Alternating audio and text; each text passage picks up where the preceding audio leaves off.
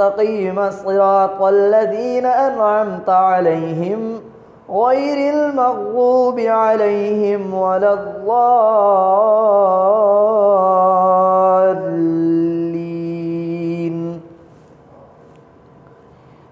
ألهاكم التكاثر حتى زرتم المقابر كلا سوف تعلمون ثم كلا سوف تعلمون كلا لو تعلمون علم اليقين لترون الجحيم ثم لترونها عين اليقين ثم لتسألن يومئذ عن النعيم.